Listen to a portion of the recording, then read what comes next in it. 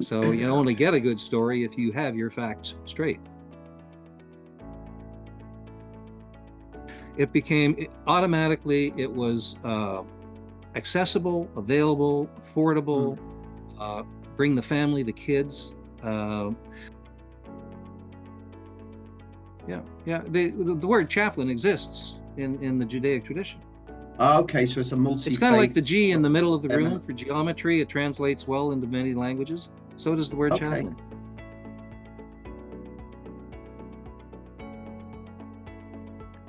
Hello, everyone, and welcome to another webcast. And I am joined today from a brother all the way across the Atlantic Ocean in Toronto, Canada.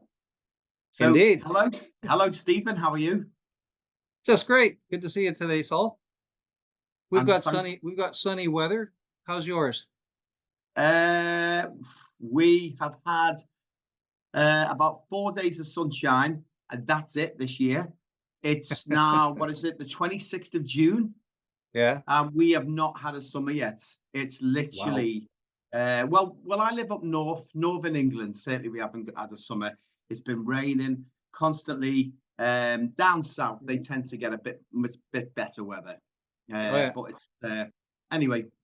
Well, we're just north of Toronto. We're just coming into black fly season. My son is up there getting chewed, and in another few weeks it'll be mosquito season, and that'll last for the next 8 weeks. So if you go camping, you take your net with you, and if you're back down in the city, there's a nice solid cool breeze coming across Toronto from Lake Ontario. Yeah, well, I've been to Canada, as you know, in the summer, many times, because I met you last summer. But 5 years ago, when I went there, we went up to the lakes, and I took my daughter. And when you're talking about the flies, well, the photographs of her head, I mean, she was eaten alive. I was eaten alive, but not as bad as her. So let's start the interview, Stephen. So obviously, our viewers can get to know a little bit about you. We're going to start off with some nice, easy questions. So what is your favorite food? Oh, gosh. Favorite food, I would say, would be, I like pad thai a lot. I like Indian food. I'm partial to my barbecue. I barbecue a lot. So ribs, burgers, not red meat particularly. One of the best solutions for supper is the Portuguese churrasco prepared chicken. You can't do better for the price. Cheers, I'll bear that in mind. But I start my day with fruit and yogurt. I picked up that habit when I was in India as a lad, in my 20s, and then I progress through a pot of coffee in the course of the day. Have a bowl of a bowl of nuts and raisins and that sort of thing around the kitchen table where I do most of my Masonic work. And there is an office in the house, but I find that the kitchen is just so much brighter. I'm looking out a couple of large glass doors looking out to the backyard facing east. So in the morning, it's particularly bright in here. Oh, anyway, that's my food. My diet is all over the map. There's not much I don't like. Hold the asparagus or the Brussels sprouts, and I'm happy.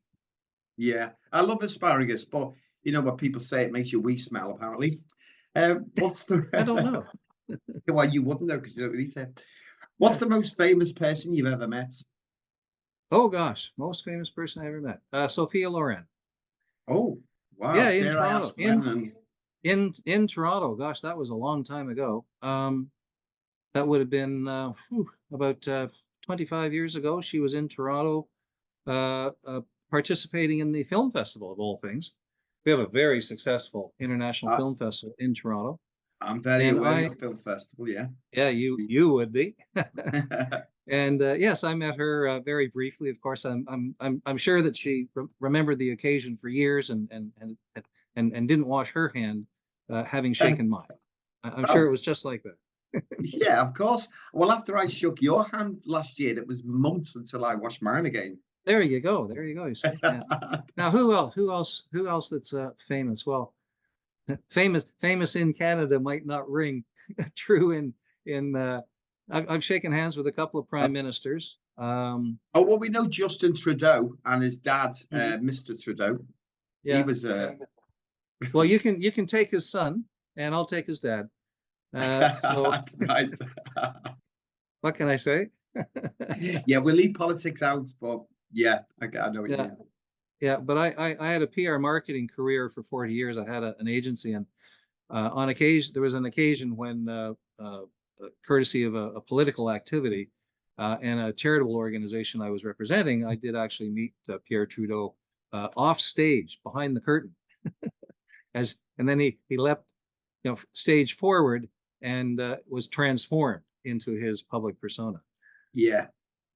Yeah. Oh, excellent. So are you retired now then, Stephen? Yeah, not retarded. Did you say retired? Yes, retired. That's it. Yes, I am. And it's been a struggle. I retired 8 years ago from the PR business. Got bored, and a good friend of mine who is a house renovator, he needed help getting out of a job if he was going to get paid. So he asked me to assist him, as I'm handy with my tools, and that initiated a little sign in front of that house, Steve the Handyman, and I didn't stop working for the next 8 years. Kitchens, bathrooms, basement renos, doors, floors, windows, that sort of thing, and thoroughly enjoyed it. Out of my head, into my hands. At the end of the day, you can go, I did that, right? You can touch it and feel it, and come back the next day and give it a polish. Yes, which is different from, and I spent my career as a writer, essentially. When you're in PR marketing, not advertising, I'm dealing with the editorial side of the newspaper or TV show or whatever it is. So you have to qualify. You have to go in with verification, which is to say that if advertising doesn't let the detail or the facts get in the way of a good story, well, editorial's the other way around. So you only get a good story if you have your facts straight and they are verifiable. So I spent a career doing that. And as much as I enjoyed it, and I would polish that, I also enjoyed getting into the carpentry and the plumbing and the light electrical and that sort of thing, and giving that a polish. Different experience. Yeah, you're a man of many talents, Stephen. Now, talking about only a few. that leads us onto, obviously, the working tools, onto the Masonic chats, which is why we're here today. Yeah. So your current title, you're obviously a worshipful brother, but the past 12 months, you've held quite a good high position in the province of Ontario. Well, a busy position, that's for sure. That's why there's not many people who want it. So are you the district deputy?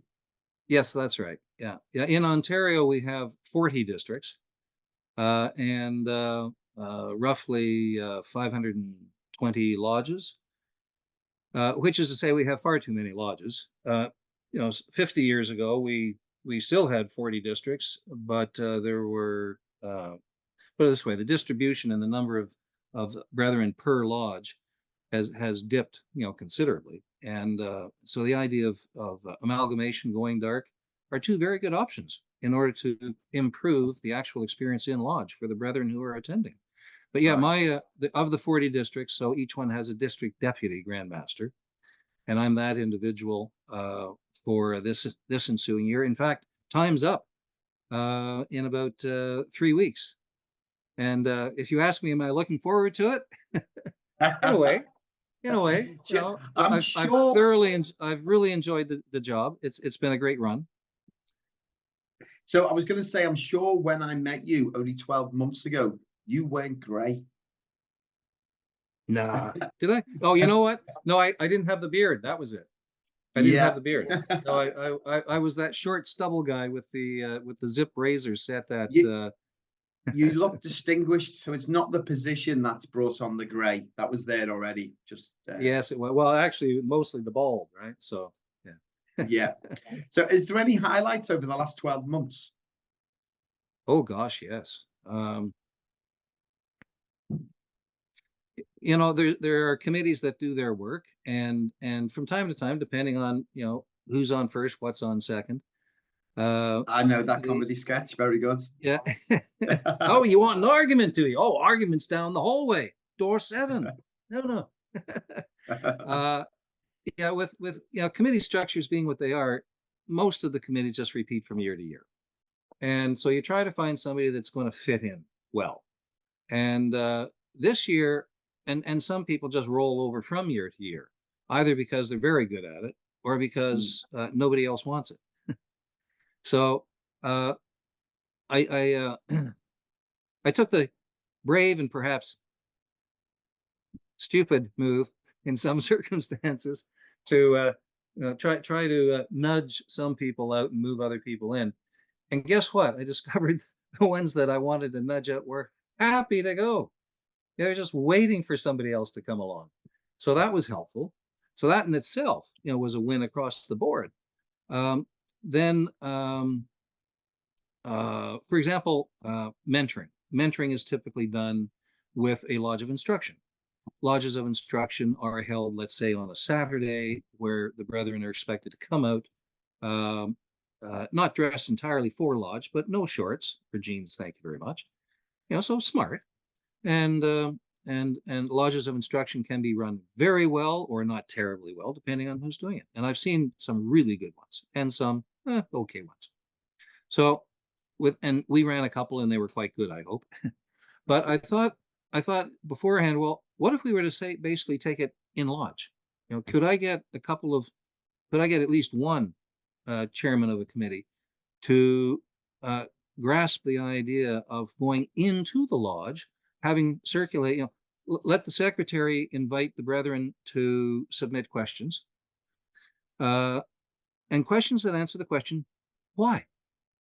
I'm not sure about how it is in the UK, but at least in this district, and I think generally in the jurisdiction of Ontario, lodges of instruction are intended to deal with the mechanics and with the ritual, and this is how it's done. Why? Because that's how it's done. Read the rubrics. There's your answer. That's it. And we're here to reinforce that and teach you that, which is important. But brethren generally, and especially the new generation brethren, they want to know why. Why do you do it that way? And that's not a bad question. That's a good question. Because if they have the question, then you bloody well better be prepared to answer it. Otherwise, you're going to tick them off. There's a good way of losing retention. Yeah. So I asked the chair of mentoring, and he's very good at the lodge of instruction, you see. But I challenged him to think, well, what if we took that in lodge? So we did it, and he coupled up with the chairman of education, another very good friend of mine, Kevin McKay. So Kevin and Errol went in, and the to answer questions that had already been received from the brethren, solicited by the secretary, you know, the month before. And it turned out to be just a terrific session. The brethren were totally relaxed. They really enjoyed the opportunity of having, you know, close in-lodge contact with a couple of real senior guys that know their stuff. And it was always the question, why? Why do we do this? Why do we do that? Not just what and how, but why? And Yeah. that really seemed to, you know, open things up. So that was a good one. Let's see. When it came to the district gala, courtesy of COVID, of course, the gala had the whole idea of having a ladies' night on a Saturday evening, where, you know, the ticket is pricey, and that's with or without bar, which makes it a little pricier. Um, so we thought, well, we're going to revive it. The last one that was held in the district was 6 years ago, and I happened to have chaired it. So I was keen on seeing a return to it. And so we set up a committee, and we lined up a fabulous venue. And then we just started feeling the back of our necks, because at $100 per person, which is pretty much the going rate for this kind of event now, um, that might be a tough sell. There had been a variety of well-established programs in our district and others that had been canceled, you know, earlier in this year. Can you imagine a Robbie Burns night running for 50 years being canceled this year for lack of sales? And why is that? Is it because there are too many social activities? Is it because of the ticket price? Is it Is it the availability or the invitation that's put before the brethren to become involved with so many activities outside of their lodge? Too many, which is another issue. What do we do with our concordant bodies? Do we let the tail wag the dog? There's a question. But back to the gala. So we had it all booked, and we just decided, not so sure about this. So Alex Thompson, worshipful brother Alex Thompson on the committee said, okay, don't shoot me, boys, but what if we did a luncheon on a Saturday for half the price? And he was prepared to have his head taken off. I looked across at him and I said, fabulous idea. Let's try it. And it worked. It became automatically, it was accessible, available, affordable, bring the family, the kids, bring the widows of the lodge who don't get out at night, bring the senior members who won't drive at night to go to lodge, and so they're missing out on everything. And we had all of those types. Factors to consider makes it, it's far more inclusive. The facility, thank God, was wonderful. It's one that we sussed out after going through about 5 or 6 of the sort of standard looking banquet halls. And they just put on a terrific presentation. The food was excellent. Thank goodness when you're trying something new. The auction tables raised another $1,400 for the charity. Our district charity this year is Childhood Cancer Canada, an issue that I've personally been involved with for about 20 years. Through the PR agency, I was invited to pro bono launch the first summer camp for kids with cancer in the province, which I did, and then maintained. Oh, wow, well done. And so we maintained the communications around that for a few years, actually, just to get it well established. It's now morphed into something else, but which is still doing the same job. Yeah. So the luncheon was a great idea. That worked. Your cousin, Sean Murphy, chairman of the Blood Committee. Oh, now, yeah, right. Now there's a guy who's been in that particular trench for a number of years, and he's got terrific contacts with musical bands. He's got a real passion for the racetrack.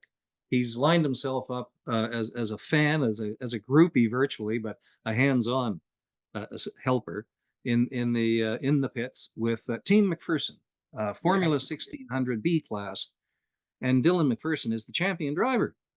Well, yeah, that's right. He won last year. Didn't he this year put the square and compasses together with the Canadian Blood Services logo side by side on the nose of the champion Formula 1600 car? Yeah, that's great to see. Yeah.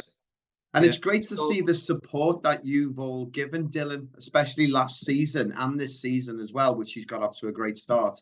Well, I got to say, last season would be entirely courtesy of Sean Murphy. Yeah.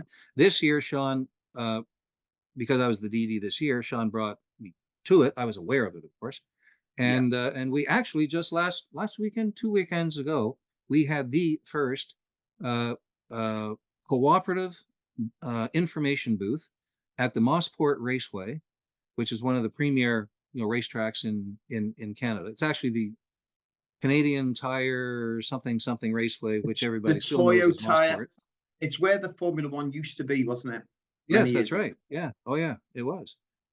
It's now in Toronto itself. They close off the streets and it's a mess, but it's lots of fun. So Sean, with his race contacts, I with my ability to sort of just call people on the phone, such as the owner operators of the racetrack, and shoehorn in a booth for us. So it was the first time that Freemasonry and Canadian Blood Services together were in a public information booth. Looked great. It was very successful. We had 15 of our own volunteers going through that weekend. The Widows, do you have Widows' Sons, the motorcycle gang? We do, yes. Yeah, they do. Very good. So the Widows' Sons showed up in force and in full regalia, so to speak. Excellent. And that was fun. And I have a little camper, not a pop. It's what they call these teardrop campers. So it's a little RV. You have a mobile home, you would call it? Yes. A mobile? Yeah. We wouldn't call it RV, or maybe some people do, but yeah. So I've got a little one of those. So I took that up to the park 2 days before the races, got all set up. So we had a base camp for beverages and barbecue, and cold water and chilled pop, that sort of thing. Yeah, lots of it. Yeah, yeah.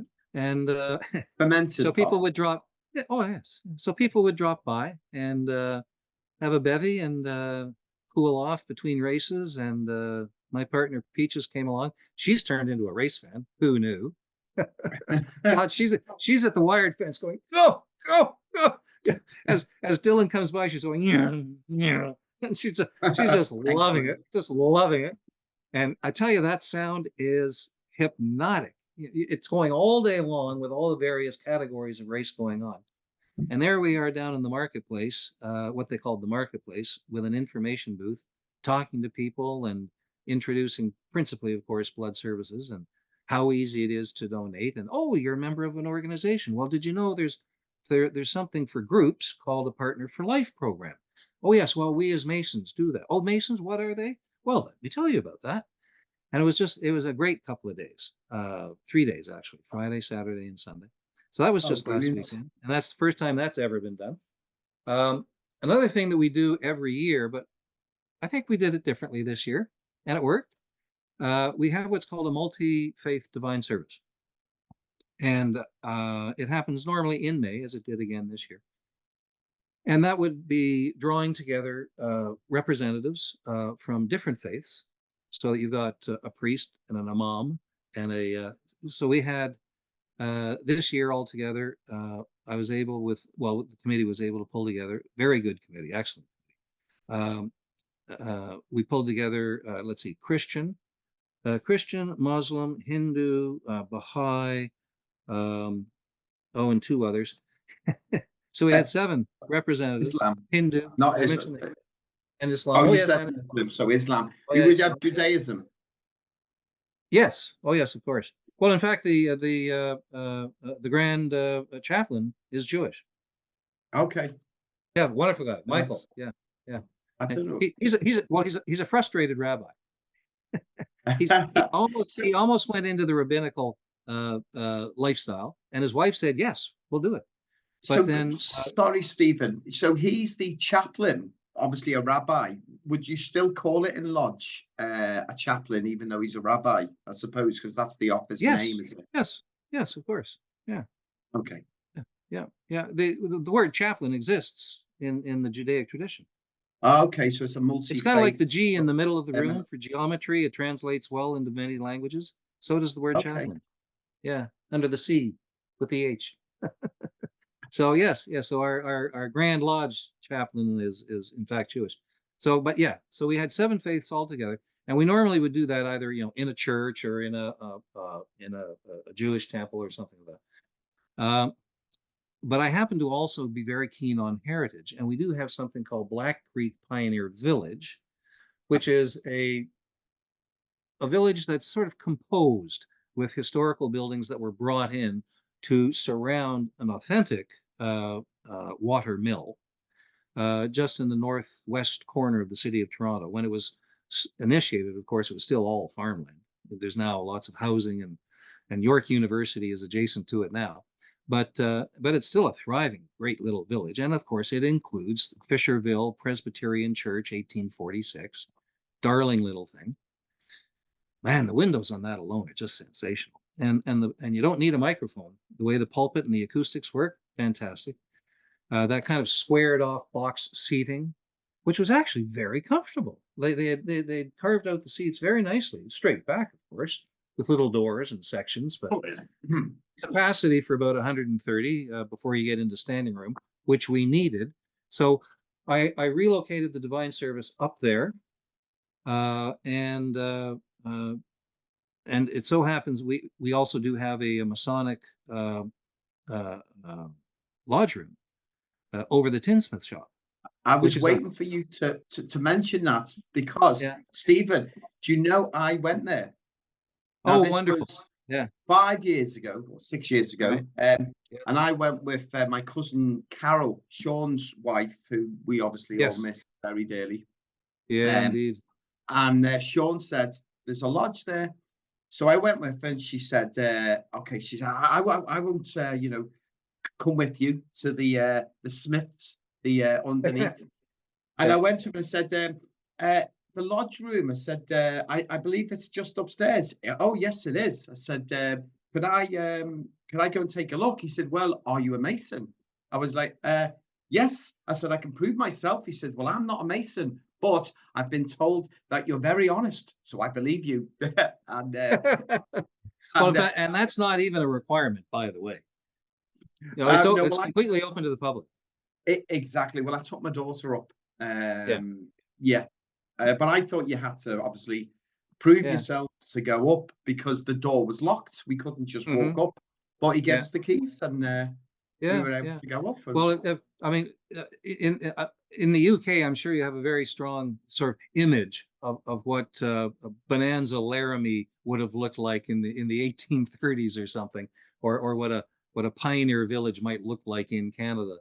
And indeed, that's just what this entire village looks like. So the tinsmith shop with the Masonic Lodge upstairs is authentic. It resided for over 100 years in, I believe it was Whitby. And when Black Creek Pioneer Village was being put together, it was hoisted up and transported and relocated and refitted of sorts. And so there's still the full-fledged tinsmith shop downstairs and a full-fledged lodge room upstairs. And a very good friend of mine, he's a past district deputy in this district, Andrew Turk. He's been an interpreter there for 17 years, and he loves it. He goes, his bit is, one Sunday every month, when they're open, and he just loves the encounter with the general public, especially when he gets because of the university next door. He'll get a sorority group of feminists coming in, ready to give him a good solid rip, and this is his favorite story, by the way. And so he let them rip away, and then he said, right, you're a sorority, are you not? I said, can I join? Oh, I can't. Why's that? And the reason, and the answer given for why he couldn't join a sorority said, and that would be the reason why you're not going to join men's Freemasonry. Of course, there is women's if you're interested. Oh, there is? He just has a wonderful way of turning things around, And the funny thing is, he's like 5 foot zip and a bodybuilder, a lifelong bodybuilder. So he's built like a bloody tank. Is he as wide as he is tall? No, he's not. He's just like unbelievably fit, and he can't wear a suit without somehow or other it's showing. Yeah, but in fact he doesn't wear a suit as an interpreter in this village. It's very casual golf shirt type of thing. So he's a fabulous ambassador. Then there's a whole team of interpreters. They do a great job. So yes, I'm in my former life, when I came home from India at the age of about 26, my first job was curator of an historical museum. I have a graduate degree in Canadian history and museology. I'm a qualified museologist, curator, so to speak. So, and out of that, I've maintained an interest in heritage buildings and history in general, throughout my life. So I was very keen on. So in fact, out of the 40 districts, our district this year is the first to actually create a committee on the trestle board specifically devoted to heritage and recruiting volunteers to assist at the Black Creek Pioneer Village project. Now, that same property earlier in the year, another highlight in our year, the Heritage Lodge, which is responsible for this little Heritage Lodge, it decided to have a commemorative cornerstone ceremony. And so the deputy Grand Master came out, and I was very much involved in coordinating and setting that all up. And as a result, with the deputy, who's now going in, well, we presume within another few weeks will become the Grand Master, and the new likely deputy, and in fact, there's 2 candidates for deputy, and both, so in either case, are supportive of an idea I've put to them, and that is to take the example of our demonstration lodge, we call it, at Black Creek, and export that to various communities throughout the province, and to particularly take advantage of the presence of cornerstones all over the province. You know, in every single town or city, but better still the towns, we could do a cornerstone commemorative ceremony and guaranteed we're going to get media turnout. Well, that's a lovely way of, again, just putting forward a nice face on Freemasonry. Although your point taken, these interviews are done in a very casual manner, and these ceremonies tend to be very pusser, you know, all dressed up, and you know, everybody gets dispensation for regalia in the public, and they love it, right? Yeah. Yeah. Okay. Well, how about a bunch of guys in golf shirts too, wearing a Masonic logo on it to say that, yeah, these are Masons also. In fact, that's a good idea. I'm going to make note of that after this interview. Excellent. Right, Stephen, we did a bunch of things. This interview, because literally, I don't know where the time's gone, but we have like literally a minute or two left. Oh, so, gosh. It's been like. Shall we get to the second question? It's been, it's like before the recording, obviously I said 20 minutes, no problem. It's been over half an hour and I could talk all day. So Stephen, let me just try and think, what could I wrap up with now? Is there anything? Well, first off, before you give us a final thought or any closing notes to us, the other sides of the ocean, we have something called a Solomon Nugget, which what you were talking about earlier, it might link in, these might be beneficial for you. So I will speak to the powers that be over here about sharing our Solomon Nuggets. Now, these are mini bite-sized lectures, if you will, that we will speak in lodge. You'll find a moment. Some of them are 2 minutes, some of them are 5 minutes, some of them can take 10. Just depends what work you've got on, how long you want to give to the Solomon Nuggets. And it's just given, especially the newer brethren, well, actually, and the older brethren, little bite-sized pieces of information which answer your question, which is how and why. Why do we do this? Yeah. Why do we do that? So I think these might be interesting to you. So I'd like to see about sharing them with you. And once I get the go-ahead, I'll email them over. Very good. And in like spirit, I'll send you the series that we call the Masonic Minuteman. Dear John Moore, whose phone rang before our interview. Okay, yeah.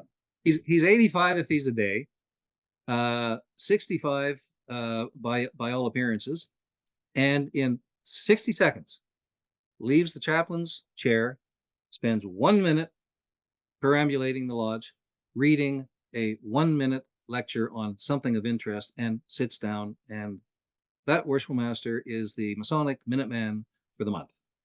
And he's got a whole series of terrific little lectures that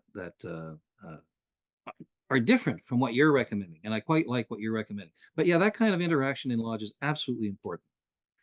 Something that I have been trying to promote this year is, frankly, more intellectual discussion in lodge.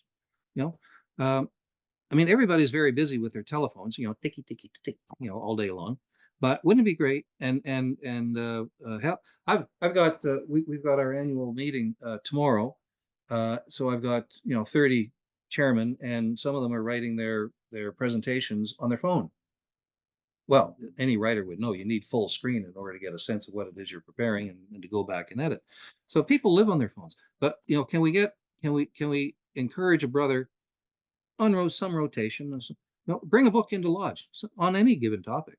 It could be on how to paint a better wall, but better still, how about something on literature, poetry, astronomy,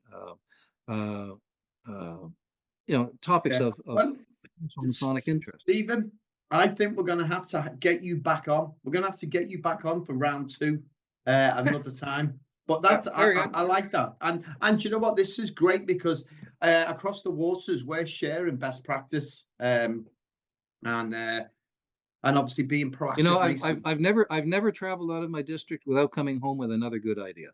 Well, hopefully you're going to come and visit us over here. You are welcome at my lodge, Seacombe 3468. You're welcome anytime with obviously my cousin Sean. So please come and visit us in the UK. Stephen, looking forward to it. Literally, we've run out of time. So there you go. Take care and great to see you.